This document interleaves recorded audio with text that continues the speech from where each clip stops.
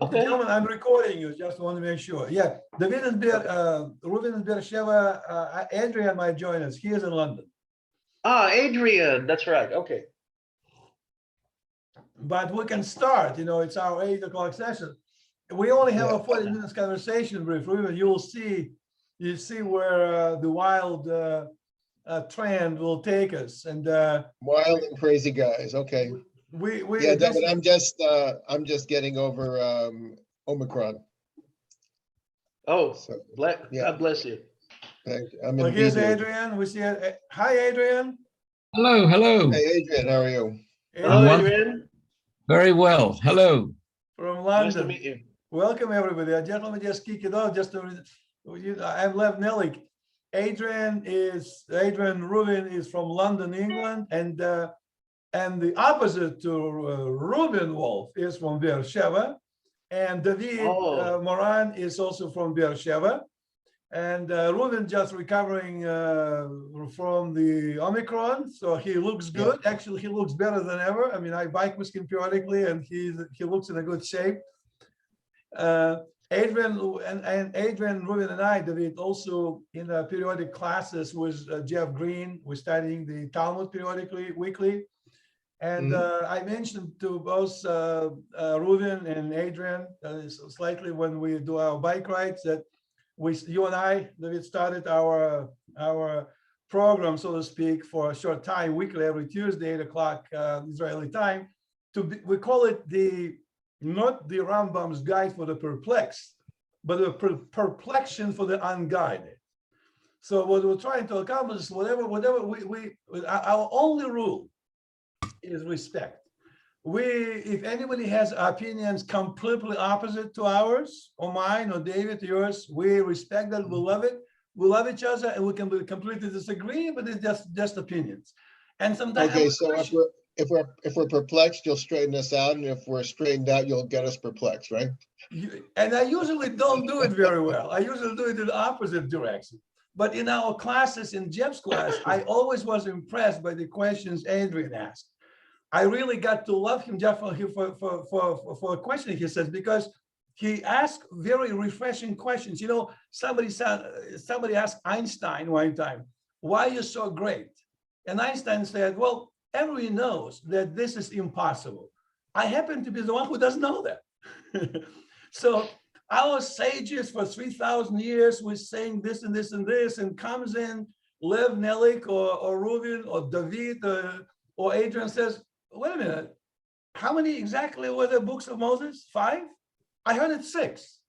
And we'd only need to reach for the gun and shoot the guy on the spot." They say, "Well, how do you know that?" "Well, I heard that in one of the Chinese legends that Marco Polo came in 500 years, they discovered in a pyramid design that Moses actually was married before 5 times. So we don't necessarily shoot the person right from there, but we're interested when it comes in. So this is just a format. Later, right? Yeah, I am still trying to recover. I'm still trying to recover the fact that both of these gentlemen are called Reuben. I think that's what got me confused. Well, it confused me because they switched one in Beersheba, one in London. Okay, yeah. But my Reuben is a last name. Yes. Actually contrived, I believe, and the other Reuben is a first name.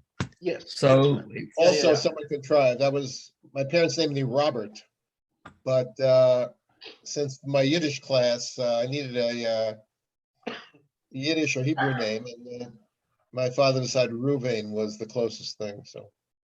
Yeah, but I tell you, I grew up in London, and my father was born in London, but his parents came from Austria, whereas my mother's parents came from Belarus. Now, my father's from Belarus, yeah. Really, my mother's family are from Grobno. So my father was born near Minsk in a town called Mir. Okay, so I asked my father, how come we're called Reuben? And it was a characteristic of his generation that they were not that in tune with their ancestors. And So he always used to give me a wicked smile and not an answer. Eventually, he answered that the real name was Yoravant, which is not a name I understand or heard. But you can understand if they came to the immigration people, what's your name? Yoravant. Oh, Reuben. So that's how it came about. Okay. In the same way, I never knew what my Hebrew name really was because I only heard it spoken. I never saw it written down. And so my Hebrew name is Tevel, and it makes no sense. Is it Tevel, the devil in Yiddish? Is it Tevel, the world? Who knows? Anyway, that's it. So I like Reuben because it has a very biblical ring to it. But if I'm honest, it's been tried.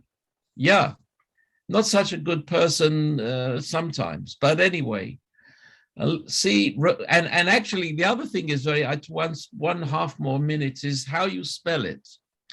So when I lived in America, and I lived in America for nearly 40 years, it was very easy because I said, you spell it like the sandwich, which is not a very nice sandwich, as many of you may know. Not kosher, no, but it's not kosher. It's actually disgusting. Pastrami, Swiss cheese, and sauerkraut. Unbelievable combination. But at least everybody knew how to spell it. Whereas in Britain, nobody knows how to spell it because you can have E and U and U and E and U without the E and an I at the end and an E at the end. And you can even make it plural if you want. So there you are. yeah, it's names evolve. Yeah, our family name was Wolfowski. And my father just thought it would be nice and shortened. So it became Wolf. Well, I had a friend at medical school whose name was Jack Linder, and his father was named Blinder, but he didn't like Blinder, so he shortened it. His father was very upset with him. And he said, but Dad, you shortened the name from Blinderbaum to Blinder, and you're complaining at me shortening it from Blinder to Linda. Anyway, there you are. Enough. Actually, it's interesting. My father actually said the name was Wolfowitz, but Wolfowski. But when I looked at the Ellis Island record, it was actually Wolfowitz. So, and my grandfather changed it to Wolfson, which is the Russian equivalent of Wolfowitz. Oh, by the way, Reuben Wolf, are you a relative of Steven Spielberg? I know, but people have told me we look similar a little bit. Yeah, that's why I'm asking. Why? Yeah. Why was Spielberg Wolfson? No. No. Yeah, No, just the look, the appearance, face. Just The looks. they have like in the face, they have similarity. Somebody else said I look like Manny Patinkin, but Actually, we have a person who moved, a couple moved into our apartment block, our flats here in London, and he's originally from Russia, but he lived in Israel, and he's Spielberg with an H, not Spielberg. Uh-huh. It probably was the original name of Steven Spielberg. I mean, probably Spielberg was Spielberg. Because it's kind of it's German. Spielberg. It's a German word. Spielberg. Well, my name is actually Nelik, and I only knew it in Russian. Nelik, Nelik in Russian letters, right? So when I came to America, you would think the Americans would change it Nelick, Nelik. But I spelled it Nelik, Nelik. When it's time to make Aliyah, I wanted to translate it Nun Lamed Yud Kuf, right, David? That's probably how it's from Nelik. Nun Lamed Yud Kuf. But I found out that on my mother's grave in Beersheba, it says Fegel Nelik, Nun Lamed Yud Kuf. But our obituary for my grandfather, many years before that, it's spelled Nun Ayin Lamed Yud Kuf. That's Yiddish spelling. At the Yiddish Hasidic spelling. So when I was going over, I asked my daughter-in-law, and just briefly, my wife and I live here in Beersheba. We had Aliyah 4 years ago. We have 3 sons in America and 5 grandchildren. And And the older son, Josh, his wife is from Ramat Gan, Israeli. Very typical Sephardi, 100% Sephardi, half Hetzi Iraqi, Hetzi Farsi. So I asked her, Iris, how do I change my name? I said, I'm going to do my grandfather, Nun Ayin Lamed Kuf, or as my mother, Nun Lamed Yud Kuf. She says, Oi, Lamed Aleph, Yud Kuf, all this Hasidim, this is crazy. This is, they stupid, they don't do it. So I said, that does it. That's exactly how I want to spell it. Once he told me don't do it, I did it. In retrospect, I'm not sure it was such a good idea, because if I tell somebody Nelik, they would not in Israel, and they don't only say Nelik, they pronounce it Nalik, Nun Ayin Lamed Kuf. So I end up with a name that nowhere near how it used to be, and I myself am not sure how to pronounce it. You're rewriting As long as history. you don't talk to yourself, it doesn't matter. I'm known for that. I'm known for that. But let's anything else we want to mention? Like this is our introduction. Yeah, I have to mention, because I like to spell my name like Reuben, Resh Aleph Vav Bet Nun. But when I came, I spent a a couple of months when I was a medical student at what used to be called Tel HaShomer, it's now called Sheba Center. And the South African head of our ward said, no, you have to spell it Rubin or Resh Vav Bet Yud Nun, because otherwise you're Ruveni, my Reuben. So we can't do that.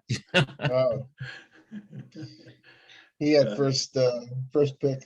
Are you a physician, Adrian? I was. I retired. I still am, actually, but I don't do any medicine. I retired about 6 years ago. And when I was still in... What's your specialty? Liver disease. Liver, huh? Hepatology. Ruben's also a doctor. We got two Family doctors. doctor, yeah. I still practice. I'm a physician at the medical clinic at the Chatzurim Air Force Base. Oh, Work lovely. 3 days a week. Yeah, no, I know it there. Well, I'm here with 3 doctors. Oh. Doctor. What do you do, David? Huh? What kind of work do you do? Well, I don't do much. I studied film and television, but not to a doctorate degree. So in my profession, by the way, you can go to a doctorate degree in film and television studies, but I was in the more, in the production sort of. But David, production. but I was an independent photographer for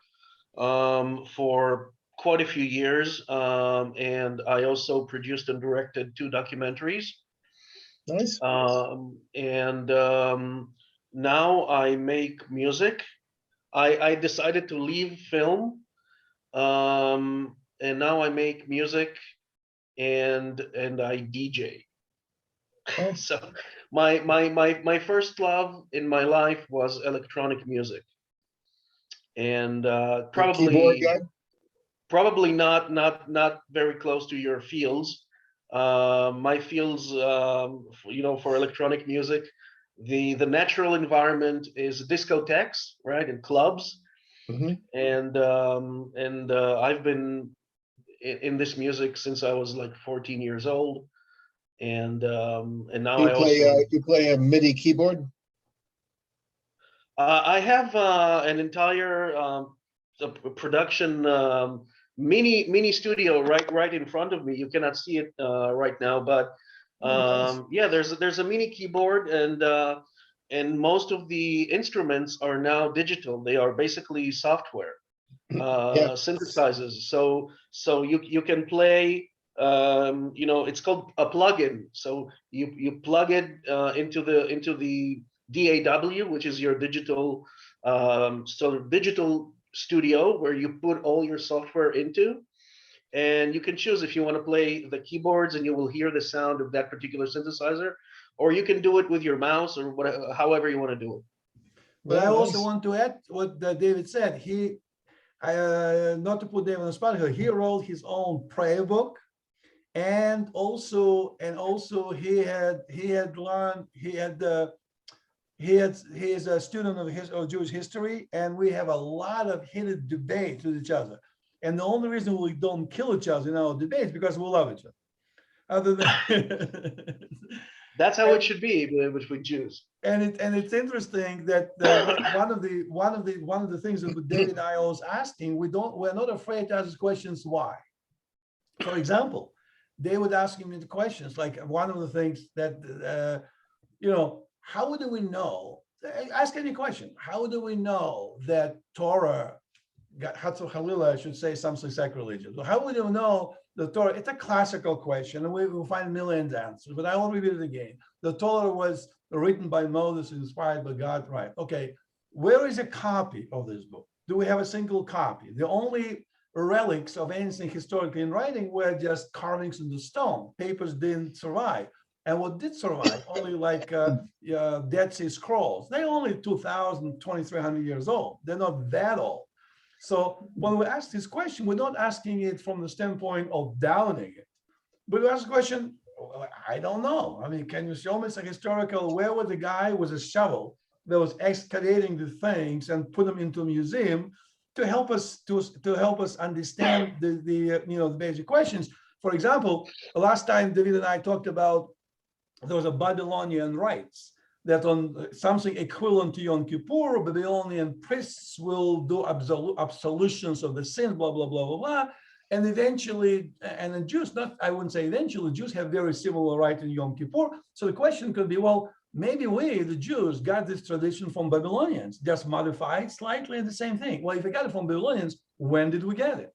If we got it from days of Abraham is one thing, but if we got it in days of Babylonian exile, it's way after the Sinai. So if that's the case, how did the story of Yom Kippur could have made into the Torah? So asking those questions, and and this type of questions we probe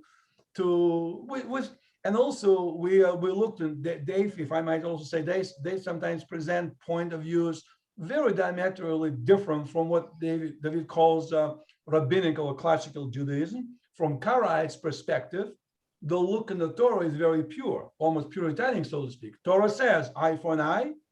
How do I know it's a monetary compensation? Where did rabbis find, and Adrian also many times in our classes asked this question, what does it say that? How did the rabbis come up with that? Well, everything is tradition. I mean, where in the Constitution does it say you have to read somebody his rights before you take him in to arrest him? It's what we call the Miranda decision. That's a Supreme Court decision, the same thing. In Judaism has a Supreme Court, and little by little, it's made into various decisions, which are binding according to the rules of the Torah itself. I mean, the Karaites are basically denying. It's like somebody coming in and saying, "Oh, we don't believe in the American Supreme Court. We only believe in the Constitution." Well, that's not how it works. Let me take the handcuffs from David, so he can respond to that. Go ahead, David.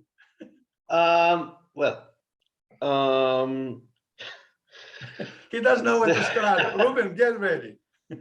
Okay. Well, I would say this. I think as I mentioned in the other videos that I did with Lev, we did how many videos was that? 3 or 4 already? This will be number 5.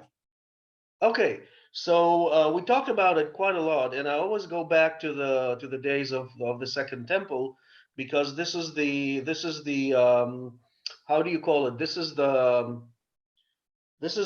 where everything really begins for Jewish people like us, because the tradition that we know comes from the days of the Second Temple. Mhm. And especially from the Pharisees and their movement. But there was another 2 central movements in Judaism in those days. One was the Tzaddukim, the Sadducees, and the other was the Essenes. And everybody believed that they were worshiping God in the most the Pure purest way. form. Yeah, and it was a conflict between three ideologies surrounding the Torah. The Sadducees were the ones that that would be the closest to the Karaites today, because they didn't have, they basically, well, as far as we know, correct me if I'm wrong, but they really didn't have any oral, they didn't abide, or they didn't take any oral Oral law, no. any oral law. They were strict with the Torah, with the Pentateuch, and that was it. And they, most of them were priests in the Beit Hamikdash, so they were Kohanim, and so that was them. The Essenes was they were sort of a recluse group, mostly made of men. It was very difficult for a woman to get into the Essene group.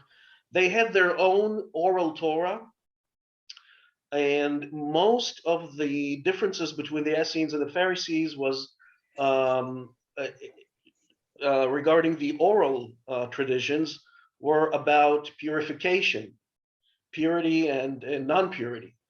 How do you know, what should a man do when he's not pure? How many days should he be, you know, out of society, isolated in his home or in somewhere, and then when he comes back, how exactly he can purify himself in order to eat with the group and to pray with the group, and etc., etc. And they were very critical of each other, the Pharisees and the Essenes, about their traditions of purity. How do you wash dishes? What is a pure cup of wine? What is a pure But how does a pure plate? But how does it differ what Reuven mentioned about the tradition? I mean, Reuven just said we have a tradition. It goes from Moses to Joshua, blah blah blah. How do Karaites will put a wedge into it and say, how do you know the tradition comes in?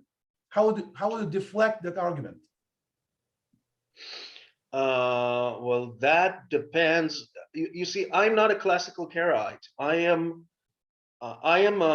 We should bring maybe a Karaite to the discussion, because the Karaites that we talk about, the Karaites that we know, are a product of the 8th century, and they are a product of a rebellion of a few people led by a guy named Anan ben David. And they rebelled for reasons that actually had nothing to do with the Sadducees. And they do not call themselves Sadducees for a very important reason, and that is that Karaites do believe in resurrection of the dead, and in Mashiach, and Olam Haba. So they share this belief. Did not, right? What? The Tzedukim didn't believe in the resurrection. No, for them it was fairy tales. For them it was fairy tales, because it's nowhere in the Pentateuch. So if it's nowhere in the Pentateuch, then what are you talking about?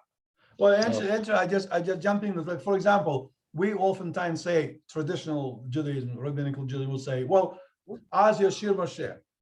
And we were very privileged to have Dave, because it was his perfect Hebrew. He oftentimes correct my misunderstanding of the word, because his Hebrew obviously a million times better than mine. But we'll say, as Yeshua Moshe, we'll say, well, and then it's a classical interpretation, and then Moshe will sing the song. So, well, when then? That will be resurrections, and we all our souls, all 4 of us and more, we all were at Sinai, and now we're reincarnation of our souls.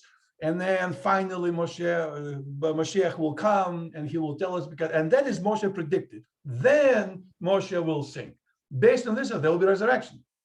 But I would say, do you consider yourself a Karaite? No, but I would say, and I'll just give Dave a baton to continue. But I would say counter that, can say, wait a minute. Even in modern English, we sometimes use the expression, and I would tell you that you should eat more milk. And I would tell you should eat more. We mean we use future. Now with Adrian Reuven as a classic Queen's English, he can probably do it. I say we use future tense sometimes to poetically describe the present and the future. So I can say, well, and then Moshe will sing. In other words, they just got liberated from Egyptians, and then Moshe would sing. What would he sing? Thank you, Hashem, for splitting the sea. He just talked about what happened using future tense. It's not necessarily a prediction of the next resurrections. That would be my humble opinion counter to classical rabbinical Judaism. And then, of course, they will say, Lev, very nice for you, Lev Nelik, in the year 2022, come up and just dismiss 3,000 years of history, that all these rabbis interpreted this for nothing. And you finally see the light, and they have no clue. Is that what you're telling me? I said, well, you have a point. I cannot really know exactly what's going on, but I can say, I can present it like I don't necessarily see. Let me get back. Go ahead, Ryan. Let me get back to something you said earlier. And you see, I don't, maybe I'll explain my theological perspective one day or anytime you want to hear it. But the point is this, there is evidence which Orthodoxy will not accept. When was the Torah actually written down?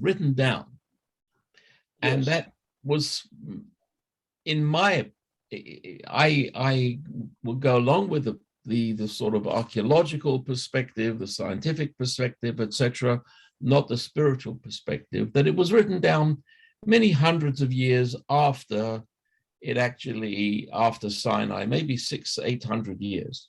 Now, that's not something that is easy for Orthodox people to accept, but tough luck. That's what it makes sense to me. Now, if that's the case, if that is the case, maybe it was just an oral tradition till then.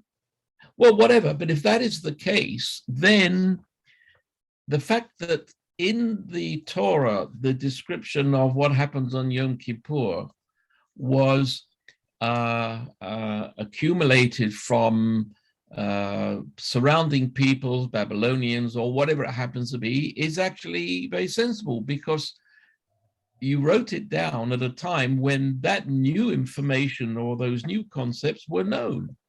If it was Min HaShamayim, which I and Rabbi Louis Jacobs had a lot of difficulty with, then of course then it's just prescient to say, well, this is how Yom Kippur is going to be, because it hadn't been described in that way then. So, you can solve some of these conundra by saying, yeah, but look, if you're going to say it all took place 5,000 years ago, or however many, but really it was only 2,500 years ago, then actually it solves all your problems. Yeah, I've often wondered that it just doesn't seem plausible that all the details of the animal sacrifices were dictated to Moses on Mount Sinai. It seems much more plausible that there was some, maybe some outline of it, and over time it sort of evolved and finally written down. And to me, it doesn't, the fact that it's in a way divine is not, it doesn't trouble me that it wasn't exactly dictated to Moses on Mount Sinai, because over time, that which is irrelevant or not essential sort of gets weeded out, and the essence, the kernel of the thing remains. It's I remember somebody once asked the Rebbe, why do your followers seem to have so little anxiety and confusion? He said, because they only live in one world, they don't live in two worlds. I think being brought up secular, I'm stuck with two worlds. So I have to mention to everybody, guys, that Reuven is Chabadnik.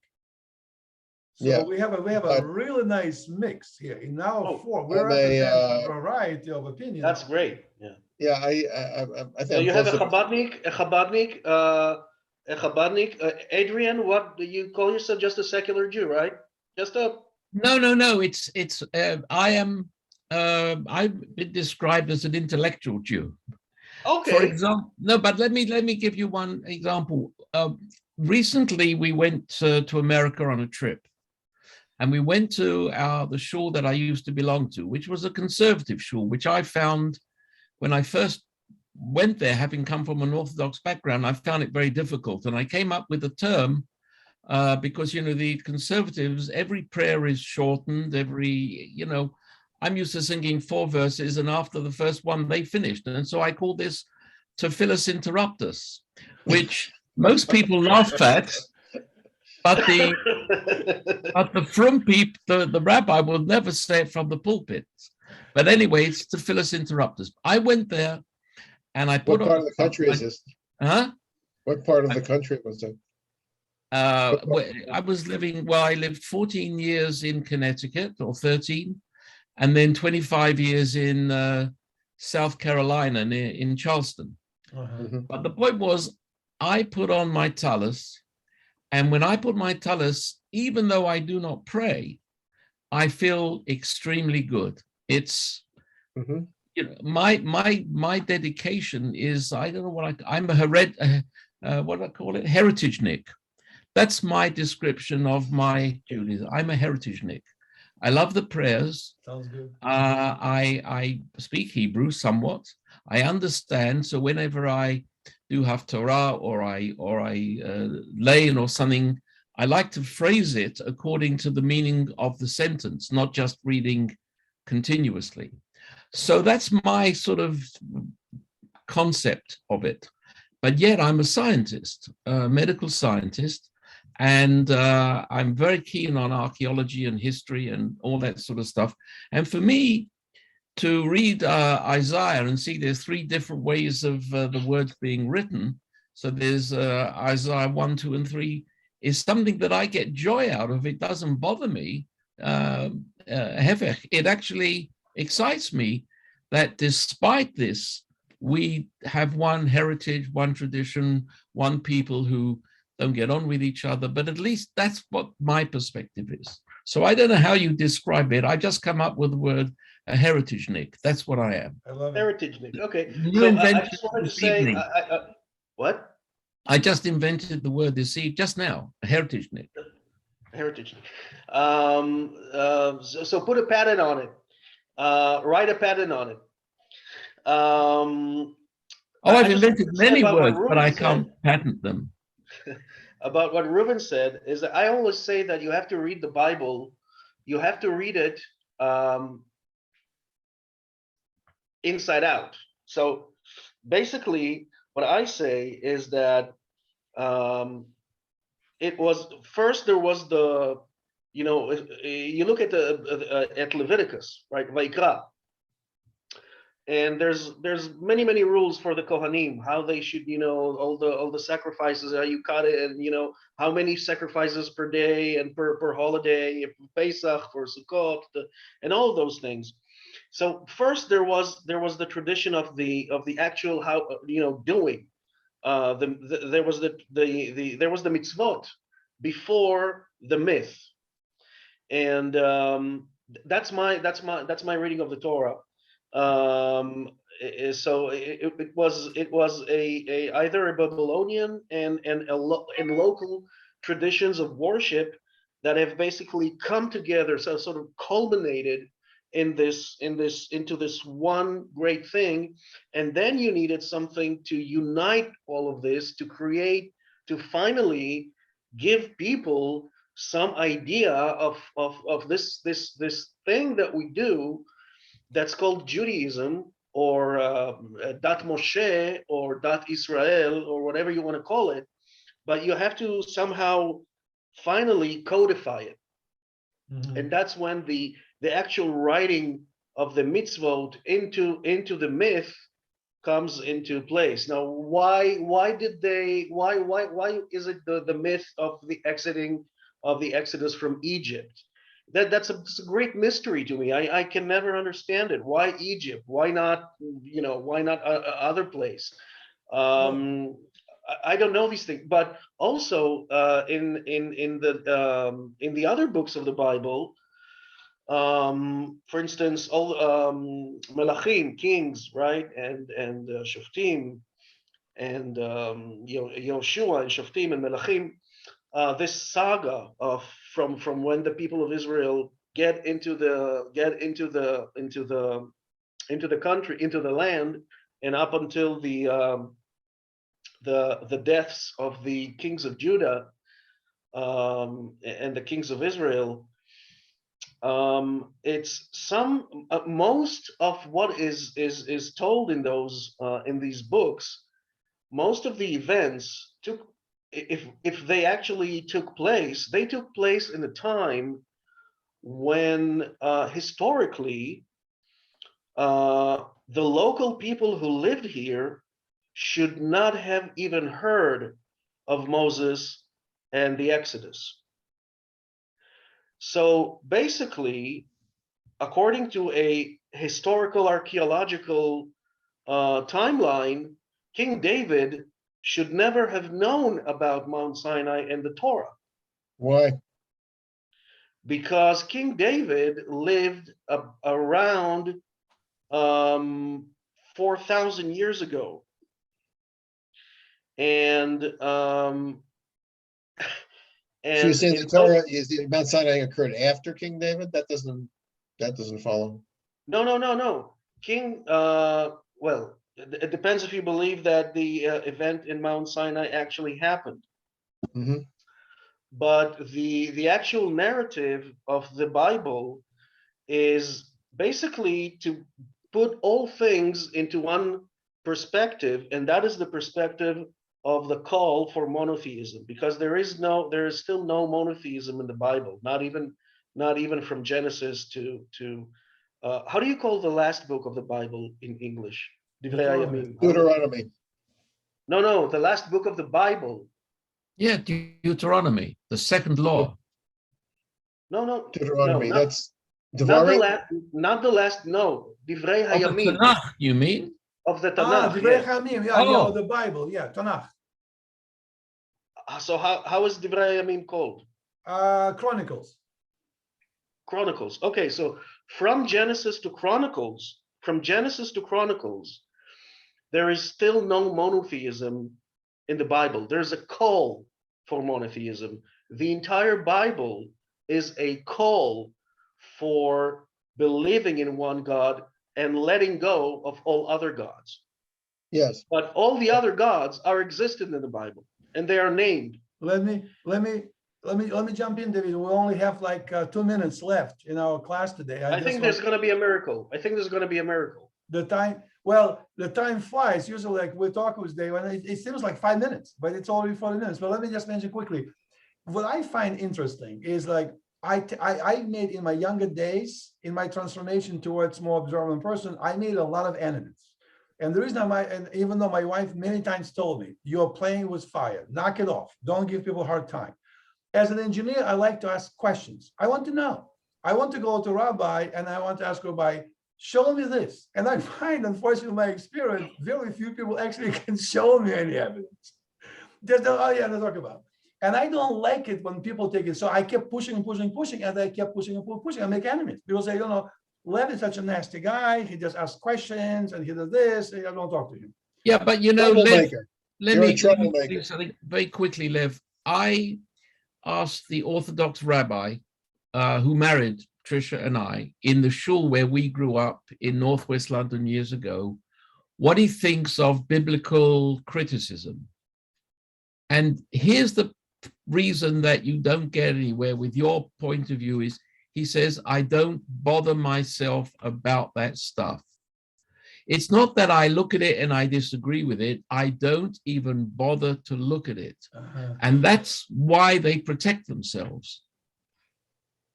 Yeah, well, I find it unacceptable, but in my later days, in my early years now, I find to be more tolerant, not to push a little bit. But there's still about, gentlemen, we have 15 seconds left. If you're interested, let's continue next Tuesday at 8 o'clock Israel time again. Thank you for joining. A good. Wait a minute! Don't leave! Don't leave unless there's a miracle. Maybe there's a